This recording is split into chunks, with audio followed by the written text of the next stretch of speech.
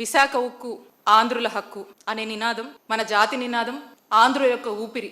32 మంది ప్రాణత్యాగాలు చేసి సాధించుకున్నటువంటి ఈ విశాఖ స్టీల్ ప్లాంట్ని మరి ఈ రోజున ఒక ముఖ్యమంత్రి హోదాలో చంద్రబాబు నాయుడు గారు వైట్ ఎలిఫెంట్తో కంపేర్ చేసి ఎంత చిన్న చూపుతో మాట్లాడాడనేది దుర్మార్గమని తెలియజేస్తున్నా. నేను అడుగుతా ఉన్నాను చంద్రబాబు నాయుడు గారిని, అసలు వైట్ ఎలిఫెంట్ అంటే ఏంటి చంద్రబాబు నాయుడు గారు అని కాస్త చెప్పండి. మాకు తెలిసి, రాష్ట్ర ప్రజలకు తెలిసైతే మాత్రం వైట్ ఎలిఫెంట్ అని ఏదైనా మనకు భారం అనిపిస్తే దాన్ని వైట్ ఎలిఫెంట్తో పోలుస్తాం. మరి ఈ రోజున మీరు వైట్ ఎలిఫెంట్తో విశాఖపట్నం స్టీల్ ప్లాంట్ని ఈరోజు పోలుస్తున్నారు అంటే విశాఖపట్నం స్టీల్ ప్లాంట్ మీకు భారం అయిందనా అర్థం? ఆయన అధికారంలోకి వస్తే, జనరల్గా ఏ ముఖ్యమంత్రి అయినా కూడా అధికారంలోకి వస్తే అక్కడ ఉన్నటువంటి ఆ గవర్నమెంట్ సెక్టార్ని, పబ్లిక్ సెక్టార్ని స్ట్రెంగ్తెన్ చేయాలి, ఆ పబ్లిక్ సెక్టార్ని బాగా చూసుకోవాలి, ఇంకా కావాల్సినటువంటి అన్ని విధాలుగా ఆ చక్కటి అడ్మినిస్ట్రేషన్ ఇవ్వాలి, ఉన్నటువంటి ఆ గవర్నమెంట్ సెక్టర్ని స్ట్రెంగ్తెన్ చేస్తూ ముందుకు వెళ్ళాలని చెప్పేసి అడ్మినిస్ట్రేషన్ ముందుకు వెళ్తుంది. కానీ చంద్రబాబు నాయుడు గారు అధికారంలోకి వస్తే మాత్రం అది చాలా డిఫరెంట్గా ఉంటుంది, రివర్స్గా ఉంటుందనే చెప్పాలి. ఎందుకనంటే ఆయన పబ్లిక్ సెక్టర్ని కిల్ చేయాలి, పబ్లిక్ సెక్టర్ని చంపేయాలి, ప్రైవేట్ సెక్టర్ని ఎంకరేజ్ చేయాలి. ఇది చంద్రబాబు నాయుడు గారి ఫిలాసఫీ. అందుకే అంటా ఉన్నాను, చంద్రబాబు నాయుడు గారి నైజం ఎప్పుడు కూడా ఈ ప్రైవేటైజేషన్ అనేటువంటి ఒక ఫార్ములాలో ముందుకు వెళ్తూ ఉంటారు. అదే మనం ఇక్కడ కూడా చూస్తూ ఉన్నాము. ఎందుకంటే చంద్రబాబు నాయుడు గారు అనే వ్యక్తి he's pro private, not pro poor. ఎందుకని అంటున్నా అంటే, ఎప్పుడైనా వారి మాటల్లో మనం చూస్తూ ఉంటాము, నేను సంపద సృష్టిస్తా అంటారు. సంపద సృష్టించడం అంటే ఏంటి?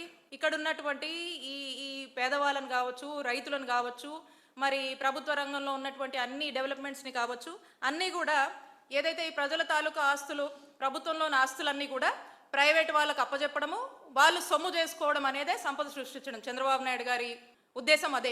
ఇక మాట్లాడితే అంటారు, నేను పేదరిక నిర్మూలన కోసం పనిచేస్తానని అంటూ ఉంటారు చంద్రబాబు నాయుడు గారు. పేదరిక నిర్మూలన కోసం కాదు, పేదలనే నిర్మూలించేందుకు చంద్రబాబు నాయుడు గారు పనిచేస్తారు. అదే మనకు స్పష్టంగా అర్థమవుతుంటది. ఇక ఇప్పటి పరిస్థితి ఏంటి, ఈ రాష్ట్ర పరిస్థితి ఏంటి అనేది పక్కన పెట్టి, చంద్రబాబు నాయుడు గారు ఎప్పుడు కూడా విజన్ 2047, 2057 అని చెప్పేసి ఇక ఏవో ఎలివేషన్లు వేసుకొని ఎక్కడ లేని ప్రెజెంటేషన్లు అన్ని తెచ్చి ఎప్పటి గురించో చెప్తాడు. ఈ రోజు పరిస్థితి ఏంటి, ఈ రోజు ఈ రాష్ట్రంలో పరిస్థితి ఏంటి, రాష్ట్రానికి అవసరమైనటువంటి ప్రాజెక్టులు ఏంటి, ఈ రాష్ట్ర ప్రజలకు ఏం కావాలి, రాష్ట్ర ప్రజల బాధలేంటి, రాష్ట్ర ప్రజలకు కావాల్సినటువంటి అవసరాలు ఏంటి అనే దాని మీద ఏమాత్రం కూడా చంద్రబాబు నాయుడు గారికి చిత్తశుద్ధి ఉండదు. చంద్రబాబు నాయుడు గారికి ఇవేవి కూడా అవసరం లేనటువంటి అంశాలు. ఎంతసేపు ప్రైవేటైజేషన్ లేదా ఇక ప్రొజెక్టెడ్ విజన్ గురించి, వాటికి సంబంధించినటువంటి ఎలివేషన్ల గురించే ఆయన ఎంతసేపు కూడా ఫోకస్ చేస్తూ ముందుకు వెళ్ళటం మనం చూస్తా ఉన్నాం. నువ్వు ఇంట్లో పడుకొని పని చేయకపోతే ఎట్లయ్యా? గుర్తుపెట్టుకోవాలి, మీరందరూ కూడా ఏం తయారయ్యారంటే ఊరికే జీతాలు ఇస్తారా? పని చేయాలి కదా. ప్రతి ఒక్కసారి కేంద్రం రాష్ట్రం డబ్బులు ఇస్తుందా? మీరు కూడా గుర్తుపెట్టుకోవాలి, పని చేయాలి. పని చేయకపోతే ఎన్నిసార్లు గవర్నమెంట్ ఎక్కడైనా డబ్బులు తెచ్చిస్తామండి? ఇది ట్యాక్స్ పేయర్స్ మనీ కదా. ఇది ఎఫిషియన్సీ ఉండాల్సిన పని లేదా? ఆంధ్రుల హక్కు విశాఖ ఉక్కు. మనం పని చేయకుండా దాన్ని వైట్ ఎలిఫెంట్ మారి పెట్టుకుని కూర్చుంటారు ఇంట్లో. పని చేయించాలి, మనం కూడా పని చేయాలి, కష్టపడక్కర్లేదు. దాన్ని సిస్టమేటిక్ గా రన్ చేసి, ప్రొఫెషనల్ గా రన్ చేస్తే అది వైబుల్ అవుతుంది ఆటోమేటిక్ గా. కాబట్టి నువ్వు కూడా ఎంతో పని ఏమి అన్సెటిల్మెంట్ ఉందంట్లో. ఎవరు చెప్పారయ్యా నీకు? ఎవడు చెప్పాడు? బుద్ధి ఉండాలి. ఏం తీసుకోవాలి, ఏం తీసుకుంటారు? 12,000 కోట్లు ఇస్తే ఏం తీసుకుంటారు? నీకు వచ్చి మీ ఇంటికి వచ్చి చెప్పాలా నేను ప్రైవేటైజ్ చేయని? ఎన్ని గంటలు చెప్పాలి? తమాషాగా ఉంది మీకు. నేను కూడా చూస్తున్నాను, కొంతమందిని కావాలని ఏదో కలబెడతానే ఉండాలని కలబెడతా ఉంటారు. వాళ్ళకి ఏం పని లేదు. విశాఖపట్నం స్టీల్ సిటీని స్టోరన్ సిటీగా చేస్తే మీరు ఆమోదిస్తారా అని మిమ్మల్ని అడుగుతున్నా. అందరం కలిసి కాపాడుకుంటామా లేదా అని అడుగుతున్నా.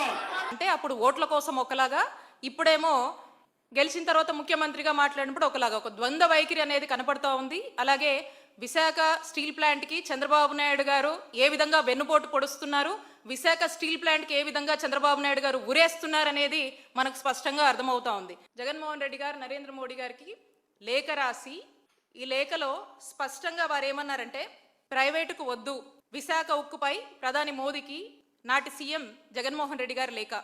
రాష్ట్రానికే అది ఆభరణం, దాన్ని కాపాడుకుంటాం. సంస్థ పునరుద్ధరణకు ప్రత్యామ్నాయ మార్గాలు చూడాలి. కేంద్రంతో కలిసి పనిచేయడానికి మా ప్రభుత్వం సిద్ధంగా ఉంది.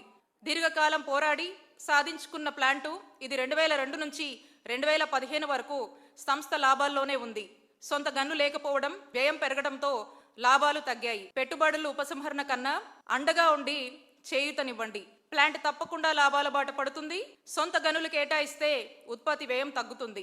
రుణాలను ఈక్విటీలుగా మారిస్తే వడ్డీ భారం ఉండదు అని చెప్పి ఇలాంటి కీలకమైనటువంటి అంశాలన్నీ కూడా మరి మా నాయకుడు జగన్మోహన్ రెడ్డి గారు ఆనాడు ప్రధానమంత్రి మోడీ గారికి ఈ లేఖ రాసి, ఇంకా మేము ఏదన్నా కొన్ని అంశాల్లో సపోర్ట్గా ఉన్నాము, అయినప్పటికీ కూడా పొత్తులో ఉండి కూడా ఈరోజు మీరు కేంద్రానికి ఏం సంకేతాలు పంపిస్తున్నారు? విశాఖ స్టీల్ ప్లాంట్ ని ఈరోజు చంపే ప్రయత్నం చంద్రబాబు నాయుడు గారు చేస్తున్నారు.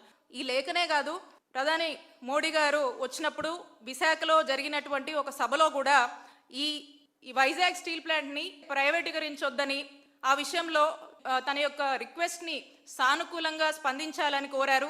అలాగే తమకు రాష్ట్ర ప్రయోజనాలే ముఖ్యమని జగన్మోహన్ రెడ్డి గారు ఆ సభలో కూడా చెప్పడం జరిగింది. విశాఖ స్టీల్ ప్లాంట్ ప్రైవేటీకరణ అనేది దాంట్లో భాగంగా సంస్థను ముక్కలు చేస్తున్నారు ఈ చంద్రబాబు నాయుడు గారు వచ్చాక. మరి ప్లాంట్లో ఇప్పటికే 32 విభాగాలు కూడా ప్రైవేట్ పరం చేశారు. సంస్థలో కొత్త ఉద్యోగాల భర్తీ లేదు. స్టీల్ ప్లాంట్ భూములు ఇచ్చిన 8,000 మంది వాళ్ళకు కూడా ఉద్యోగాల కోసం గత 40 ఏళ్లుగా కూడా ఎదురు చూస్తూ ఉన్నారు. మరోవైపు స్టీల్ ప్లాంట్ కార్మికుల యాజమాన్యం జీతాలు కూడా బకాయి పడినటువంటి పరిస్థితులు ఉన్నాయి. మరి టీడీపీ కూటమి వైఖరితో ప్రత్యక్షంగా దాదాపు 20,000 మంది రెగ్యులరు కాంట్రాక్ట్ ఉద్యోగులకు అన్యాయం జరుగుతుండగా పరోక్షంగా లక్షలాది మందిపై ఈ ప్రభావం చూపుతుంది. కేంద్రంతో కుమ్మక్కై ఆంధ్ర హక్కైనటువంటి విశాఖ ఉక్కును కళ్ళెదుటే ఉరితీస్తున్నారు. ఇప్పటికే నేను చెప్పాను ఇందాక, 32 మంది ప్రాణ త్యాగాలతో మరి ఏర్పడినటువంటి ఈ విశాఖ స్టీల్ ప్లాంట్, ఇకనైనా ఈ టీడీపీ కూటమి ప్రభుత్వం మరి తమ వైఖరి మార్చుకొని ఈ విశాఖ స్టీల్ ప్లాంట్ని కాపాడాలని మేమంతా కూడా డిమాండ్ చేస్తూ ఉన్నాము. మీకు ఈ వీడియో బాగా నచ్చితే దయచేసి లైక్ చేసి సబ్స్క్రైబ్ చేయండి. ఈ 3 న్యూస్ లోకల్.